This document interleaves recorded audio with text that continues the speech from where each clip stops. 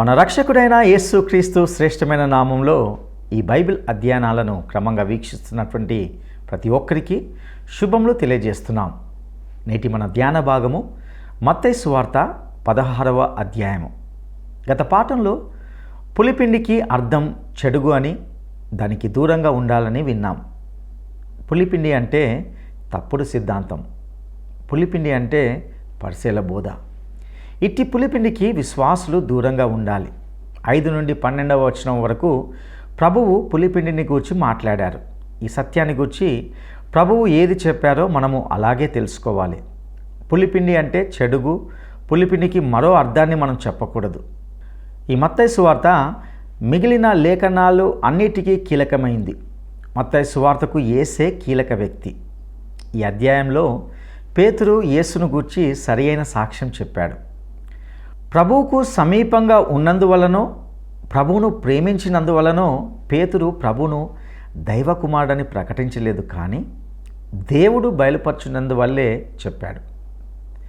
యావత్ బైబిల్ గ్రంథము యేసుపైనే ఆధారపడి ఉంది. అయితే శిష్యులు గ్రహించినట్లుగా పరిసయ్యులు, సద్దుకేయులు యేసును గ్రహించలేదు. ఇక నేటి పాఠంలోని సందేశాన్ని విందామా? ప్రియ శ్రోతలు, ఈ రోజున మనం మత్తయి శుభవార్త 16వ అధ్యాయం అధ్యయనం చేయబోతున్నాము. సావధానంగా వినండి.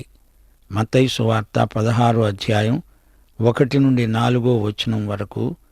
అప్పుడు పరిసయ్యులు, సద్దూకయ్యులు వచ్చి ఆయనను శోధించడానికి ఆకాశము నుండి ఒక సూచక క్రియను తమకు చూపమని ఆయనను అడుగగా, ఆయన అన్నాడు, సాయంకాలమున మీరు ఆకాశము ఎర్రగా ఉన్నది గనుక వర్షము కురవదని, ఉదయమున ఆకాశము ఎర్రగాను మబ్బుగాను ఉన్నది గనుక నేడు గాలివాన వస్తుందని చెబుతారు గదా.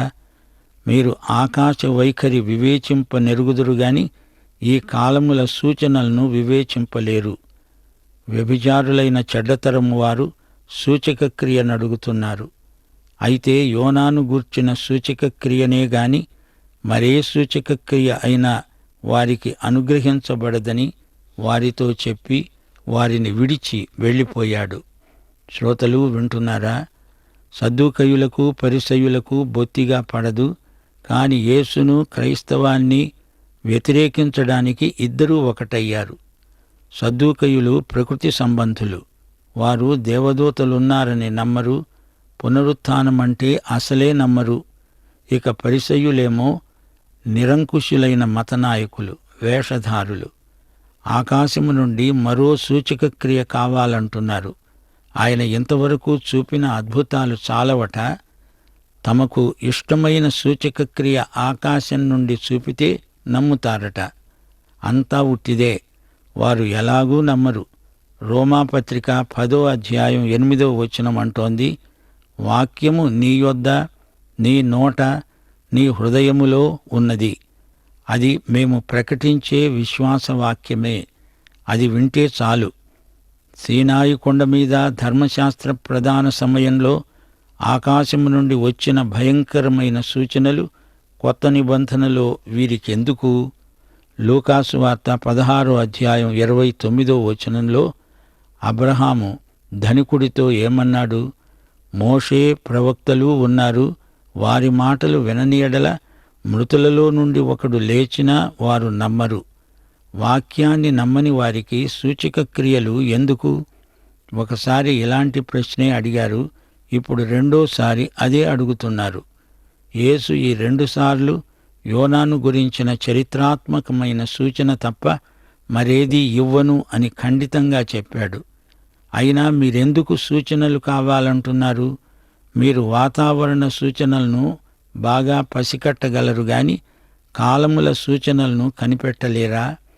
యేసు ప్రభువును ఏదో విధంగా వివాదంలో చిక్కించుకోవాలని వారి ప్రయత్నం. అలాంటి మతనాయకుల విషయంలో జాగ్రత్తగా ఉండవలసింది అని ప్రభువు తన శిష్యులను హెచ్చరిస్తున్నాడు. వేషధారులారా, ఆధ్యాత్మిక వ్యభిచారుల తరం మీది అంటూ ప్రభువు వారిని కఠినంగా మందలిస్తున్నాడు. మత్తయి సువార్త 12వ అధ్యాయం 40వ వచనంలో ఒకసారి యోనాను గురించిన సూచనను ప్రభువు ప్రస్తావించాడు. యోనా 3 రోజులు మత్స్యగర్భంలో ఉన్నట్లు యేసు 3 రోజులు మృత్యుగర్భంలో ఉన్నాడు. ఈ సూచన మీకు చాలు. అంతకంటే ఎక్కువ నేను మీకిచ్చేది లేదు. పరిసయ్యులు సద్దూకయ్యులు యేసే మెస్సీయా అంటే నమ్మరు. జనం ఏమనుకుంటున్నారు? ఈయన బాప్తిస్మకుడైన యోహానేమో, లేదా ఇర్మియా, ఏలియా, మరో ప్రవక్తో అయి ఉండవచ్చు అని వారి అభిప్రాయం. యేసు సజీవుడైన దేవుని కుమారుడైన క్రీస్తు అని శిష్యులు నమ్ముతారు. మీకు నేను ఇచ్చే సూచక క్రియ ఒక్కటే. అది యోనా అనుభవం, వాస్తవ చరిత్ర. ఈ మాట చెప్పి ప్రభు అక్కడి నుండి వెళ్ళిపోయాడు. ఈ మతనాయకుల పులిసిన పిండిని గురించి ప్రభువు మత్తయి సువార్త 16వ అధ్యాయం 5 నుండి 12వ వచనం వరకు ప్రబోధం చేశాడు. ఆయన శిష్యులు అద్దరికి వచ్చి రొట్టెలు తేవడం మరిచిపోయారు. అప్పుడు యేసు అన్నాడు, చూచుకోండి, పరిసయ్యులు సద్దూకయ్యులు అనే వారి పులిసిన పిండిని గురించి జాగ్రత్త పడండి.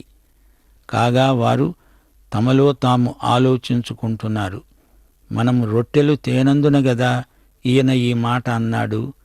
యేసు అది ఎరిగినవాడై అన్నాడు, మన వద్ద రొట్టెలు లేవని మీరెందుకు ఆలోచించుకుంటున్నారు? మీరింకా గ్రహించలేదా? 5 రొట్టెలు 5,000 మందికి పంచిపెట్టినప్పుడు ఎన్ని గంపెళ్ళు ఎత్తారో అదైనా, 7 రొట్టెలు 4,000 మందికి పంచిపెట్టినప్పుడు ఎన్ని గంపెళ్ళు ఎత్తారో అదైనా మీకు జ్ఞాపకం లేదా?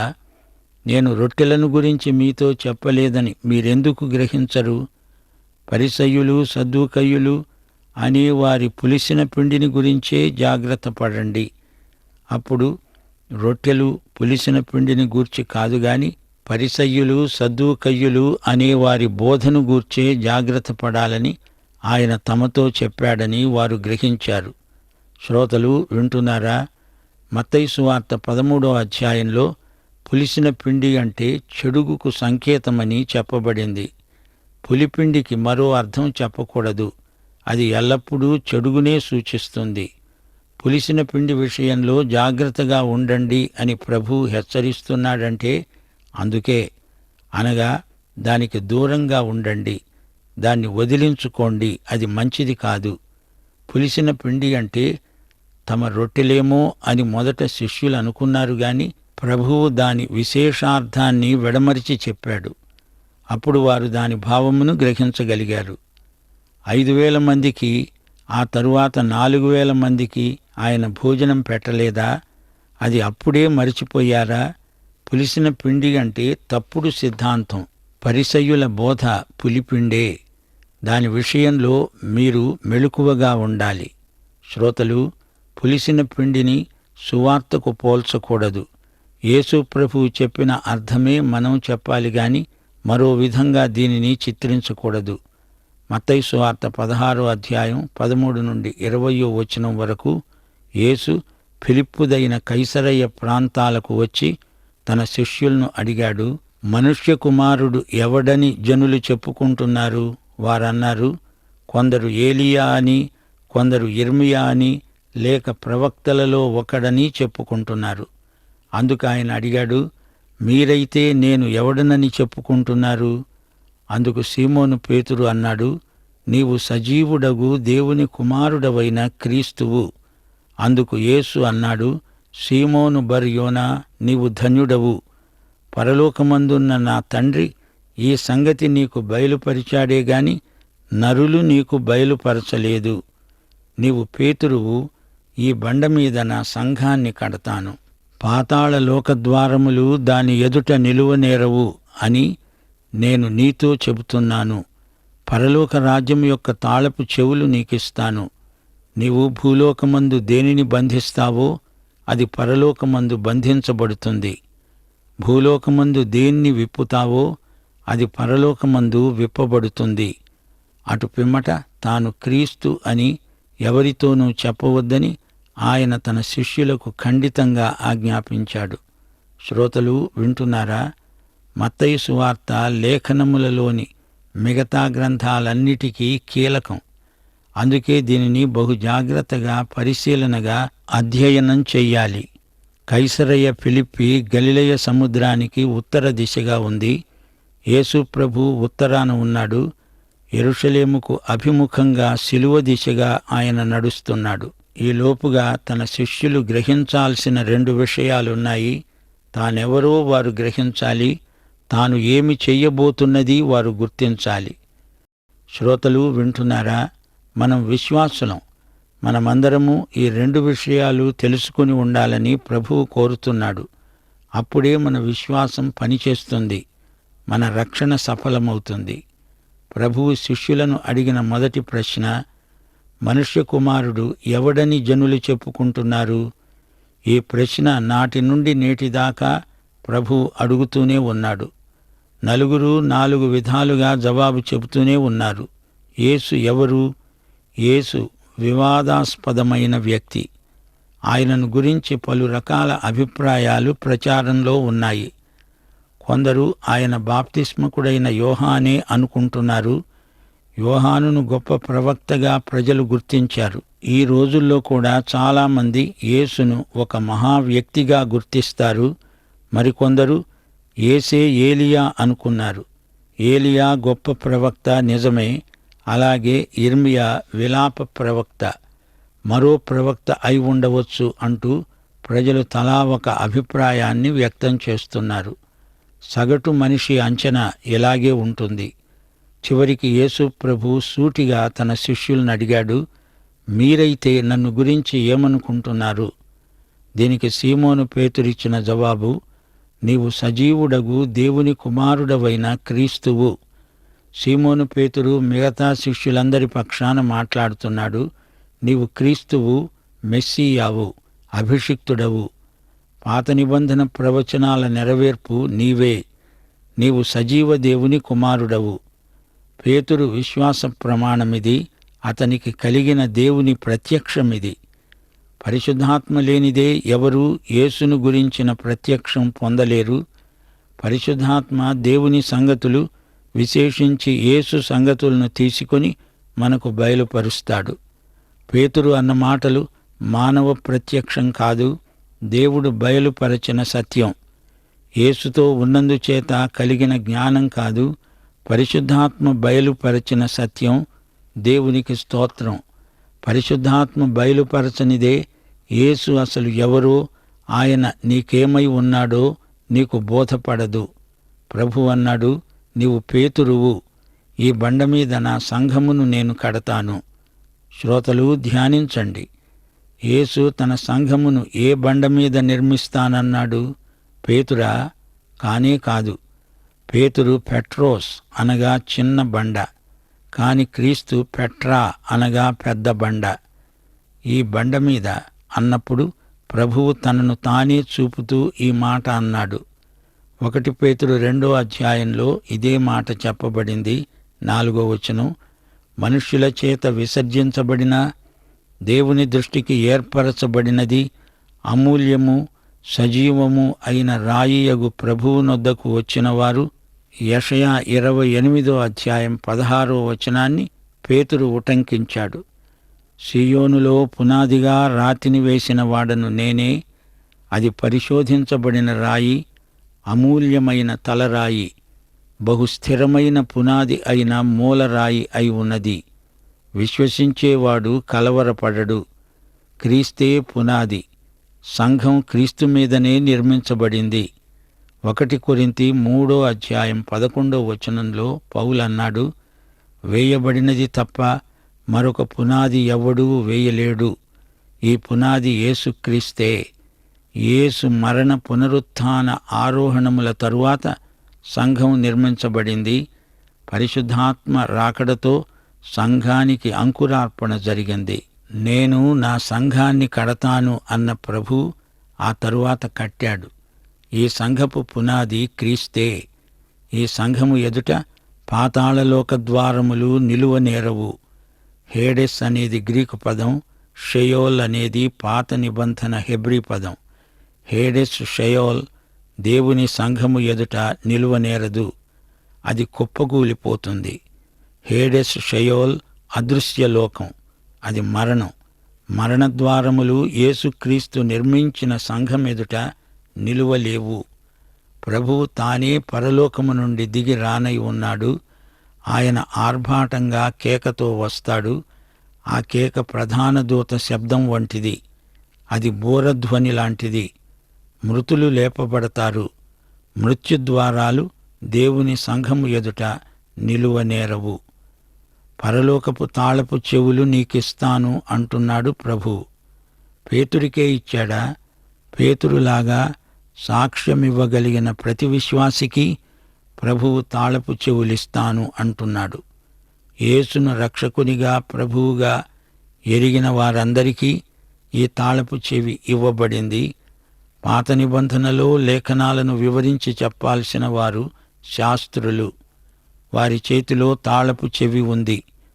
నెహెమ్యా 8వ అధ్యాయం 2 నుండి 8వ వచనం వరకు యాజకుడైన ఎజ్రా ధర్మశాస్త్ర గ్రంథమును సమాజమంతటి ఎదుటికి తెచ్చాడు. వారు చదువబడిన దానిని గ్రహింప శక్తిగల స్త్రీ పురుషులు. తెలివితో వినగల వారందరికీ చదివి వినిపించాడు. వారంతా ఆ గ్రంథాన్ని శ్రద్ధతో విన్నారు. జనులందరూ చూస్తూ ఉండగా ఎజ్రా గ్రంథమును విప్పాడు. దైవసేవకులు ధర్మశాస్త్రము యొక్క తాత్పర్యమును తెలియచెప్పారు. వారు దేవుని గ్రంథమును స్పష్టముగా చదివి వినిపించి జనులు బాగుగా గ్రహించున్నట్లు దానికి అర్థం చెప్పారు. ప్రతి క్రైస్తవునికి దేవుని గ్రంథం చేతికి ఇవ్వబడింది. ఇదే తాళపు చెవి. దేవుని వాక్యాన్ని మూసేస్తే తాళం వేసినట్లే. దేవుని వాక్యాన్ని ప్రకటిస్తే తాళం తీసినట్లే. దేవుని వాక్యమనే తాళపు చెవిని నీవు నేను ఎలా వాడుతున్నామో జాగ్రత్తగా చూసుకోవాలి. మరో మాట, మనమిక్కడ బంధించింది పరలోకంలో అంతకు ముందే బంధించబడింది. మనమిక్కడ విడుదల చేసింది పరలోకంలో అంతకు ముందే విడుదల చేయబడింది. దేవునికి స్తోత్రం. దేవుడు బయలుపరచనిది మనము బయలుపరచలేము. దేవుడు ప్రత్యక్షం చేసింది మనం మరుగు చేయకూడదు. దేవునికి స్తోత్రం. యేసును వ్యక్తిగతంగా అంగీకరించని వారికి ప్రత్యక్షం వల్ల ప్రయోజనమేమిటి? యేసు తన మరణ పునరుత్థానములను గురించి ప్రకటిస్తున్నాడు. మత్తయి సువార్త 16వ అధ్యాయం 21 నుండి 28వ వచనం వరకు. అప్పటి నుండి తాను యెరూషలేమునకు వెళ్ళి పెద్దల చేత, ప్రధాన యాజకుల చేత, శాస్త్రుల చేత అనేక హింసలు పొంది చంపబడి 3వ దినమున లేవటము అగత్యమని యేసు తన శిష్యులకు తెలియచేయ మొదలుపెట్టగా పేతురు ఆయన చేయి పట్టుకొని ఆయనను గద్దిస్తూ అన్నాడు, ప్రభువా, అది నీకు దూరమగునుగాక, అది నీకెన్నడూ కలగదు. అయితే ఆయన పేతురు వైపు తిరిగి అన్నాడు, సైతానా, నా వెనుకకు పో, నీవు నాకు అభ్యంతర కారణమై ఉన్నావు. నీవు మనుష్యుల సంగతులనే తలంచుతున్నావు గాని దేవుని తలంపులను తలంచకుండా ఉన్నావు. అప్పుడు యేసు తన శిష్యులను చూచి అన్నాడు, ఎవడైనా నన్ను వెంబడించగోరిన ఎడల తనను తాను ఉపేక్షించుకొని తన శిలువనెత్తుకొని నన్ను వెంబడించాలి. తన ప్రాణమును రక్షించుకొనగోరేవాడు దాన్ని పోగొట్టుకుంటాడు. నా నిమిత్తము తన ప్రాణమును పోగొట్టుకునేవాడు దానిని దక్కించుకుంటాడు. ఒక మనుష్యుడు లోకమంతా సంపాదించుకొని తన ప్రాణమును పోగొట్టుకుంటే అతనికి ఏమి ప్రయోజనం? ఒక మనుష్యుడు తన ప్రాణమునకు ప్రతిగా ఏమి ఇవ్వగలడు? మనుష్య కుమారుడు తన తండ్రి మహిమ గలవాడై తన దూతలతో కూడా రాబోతున్నాడు. అప్పుడాయన ఎవని క్రియల చొప్పున వారికి ఫలమిస్తాడు. ఇక్కడ నిలిచి ఉన్న వారిలో కొందరు మనుష్య కుమారుడు తన రాజ్యముతో రావడము చూచే వరకు మరణము రుచి చూడరని నిశ్చయముగా మీతో చెబుతున్నాను. శ్రోతలు వింటున్నారా? ఇంకా 6 నెలలకు యేసు సిలువ వేయబడతాడు. ఇప్పుడాయన తన మరణ పునరుత్థానాలను ప్రకటిస్తున్నాడు. అయినా అదంతా వారికి అర్థం కావటం లేదు. యోహాను సువార్త 3వ అధ్యాయం 1 నుండి 16వ వచనం వరకు ముందుగానే యేసు నికోదేముకు ఈ సువార్తను ప్రకటించాడు. కాని నికోదేముకు అది అర్థం కాలేదు. మెస్సియా, దేవుని కుమారుడు సిలువ వేయబడటమేమిటి? పేతురుకు అర్థం కావటం లేదు. సిలువ నీకు దూరమగునుగాక అంటున్నాడు. సిలువ వారి తలంపులలోకి రావటం లేదు. యేసు మన పాపాల కొరకై చనిపోయి తిరిగి లేవటమనే సువార్త సైతానుకు బొత్తిగా గిట్టదు. ఆ తరువాత పేతురే ఏమన్నాడు? 1 పేతురు 2:24 మనము పాపముల విషయమై చనిపోయి నీతి విషయమై జీవించున్నట్లు ఆయన తానే తన శరీరమందు మన పాపములను మాను మీద మోసుకున్నాడు. ఆయన పొందిన గాయముల చేత మీరు స్వస్థత నొందారు. దేవుని ఆత్మ ద్వారా యేసే మెస్సియా అని సాక్ష్యమిచ్చిన పేతురు మరునిమిషంలో దురాత్మ చేత మోసగించబడ్డాడు. యేసు శిష్యుడవైతే నిన్ను నీవు ఉపేక్షించుకొని నీ సిలువను నీవే మొయ్యాలి. యేసు వచ్చినప్పుడు ఎవరికి తగ్గ ఫలం వారికి ప్రాప్తిస్తుంది. ఇక్కడ ఉన్నవారిలో కొందరు యేసు రాజుగా వచ్చినప్పుడు చూస్తారు, అందాక వారు మరణం రుచి చూడరు. వచ్చే అధ్యాయంలోనే ప్రభువు మాట నెరవేరింది. తరువాతి పాఠంలో వినండి. అందాక సెలవు. ప్రభు అయిన యేసుక్రీస్తు వారి దివ్యకృప, తండ్రి అయిన దేవుని పరమప్రేమ, పరిశుద్ధాత్మ యొక్క అన్యోన్య సహవాసము మనకందరికీ నిత్యత్వము పర్యంతము తోడై ఉండునుగాక. ఆమేన్. ప్రియులారా, నేటి సందేశంలో పరిసయ్యుల బోధన గూర్చి, వారి మనస్తత్వాలను గూర్చి ఎన్నో విషయాలను తెలుసుకున్నాం. వారి బోధకు, పద్ధతులకు మనము దూరంగా ఉండాలని హెచ్చరించబడ్డాం. ప్రజలంతా తన్ను గూర్చి ఏమి తలస్తూ ఉన్నారో శిష్యులను అడిగాడు ప్రభు. నువ్వెవరో ఒక పురాతన ప్రవక్తవై ఉండవచ్చు అనేది ప్రజాభిప్రాయంగా వారు ప్రభువుకు తెలియజేస్తుండగా, నన్ను గూర్చి మీరు ఏమని అనుకుంటున్నారని ప్రభు అడిగిన ప్రశ్నకు పేతురు ఒక ఆసక్తికరమైన జవాబిచ్చాడు. పేతురు యొక్క విశ్వాస ప్రమాణం ఎంతో గొప్పదై ఉంది. పరలోకపు తాళపు చెవులు పేతురుకు మాత్రమే కాదు, ప్రతి విశ్వాసికి ఇవ్వబడ్డాయి. ఆకాశం నుండి అగ్నిమయమైన సూచనలు పాత నిబంధన కాలంలో జరిగినవి అలాంటివేవో చేయమని ప్రభువును అడిగారు ఈ పరిసయ్యులు. అవేవి చేయబడవని, తన ద్వారా అంతిమంగా జరిగే కార్యం తప్ప వేరే ఏది చేయబడదని ఖండితంగా ప్రభు చెప్పాడు. పులిపిండి అనేది రొట్టెల ప్రస్తావన కాదు, తప్పుడు బోధలు మరియు అబద్ధ బోధలు. పరిసయ్యులు, సద్దుకయ్యులు పులిసిన పిండిని గూర్చి జాగ్రత్తగా ఉంటూ దేవుని వాక్యంను మనము జాగ్రత్తగా గైకొనాలి. కాబట్టి ప్రియ విశ్వాసులారా, నేటి కాలంలో వాక్యానికి సంబంధించి తప్పుడు బోధల విషయంలో మనం ఎంతో జాగ్రత్తగా ఉండాలని హెచ్చరించబడుచున్నాం. సత్యాన్ని ఉన్నది ఉన్నట్టుగానే అంగీకరించి దాని ప్రకారము జీవించడానికి మనం సిద్ధపడదాం. అట్టి కృపను దేవుడు మనకు దయచేయనుగాక. దైవాశీస్సులు.